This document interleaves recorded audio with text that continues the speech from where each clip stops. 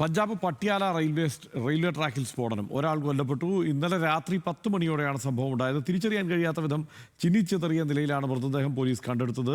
സിയ Susan Sam ചേരുന്നുണ്ട് വിവരങ്ങളുമായി. സിയ, ഇത് എവിടെയാണ് ഈ സ്ഫോടനം ഉണ്ടായത്, എങ്ങനെ ഉണ്ടായതാണെന്നാണ് മനസ്സിലാക്കാൻ കഴിയുന്നത്? ഇതിന്റെ വിശദാംശങ്ങൾ എന്താണ് പോലീസ് നൽകുന്നത്?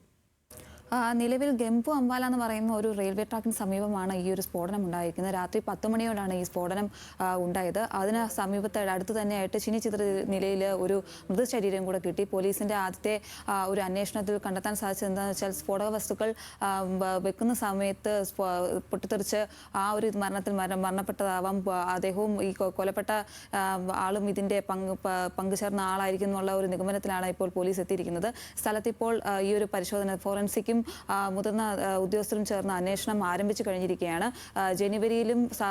ജനുവരി സമയത്തും ഇതേപോലെ പഞ്ചാബിലെ ഒരു ട്രാക്കിൽ, ഫത്തേപൂർ എന്ന് പറയുന്ന ട്രാക്കിൽ ഇതേപോലത്തെ ഒരു സംഭവം ഉണ്ടായതുകൊണ്ട് തന്നെ ഇതെല്ലാം കൂടി ചേർത്തിട്ടുള്ള ഒരു പരിശോധന ഇപ്പോൾ നടന്നു വരികയാണ്. ഇതിനെന്തെങ്കിലും മറ്റ് രീതിയിലുള്ള ഭീകര പ്രവർത്തനമായിട്ട് എന്തെങ്കിലും ബന്ധമുണ്ടോ, അതോ സാധാരണ രീതിയിലുള്ള ഒരു സ്ഫോടനമാണോ എന്നുള്ള രീതിയിലുള്ള അന്വേഷണങ്ങളൊക്കെ ഇപ്പോൾ നടന്നു വരികയാണ്.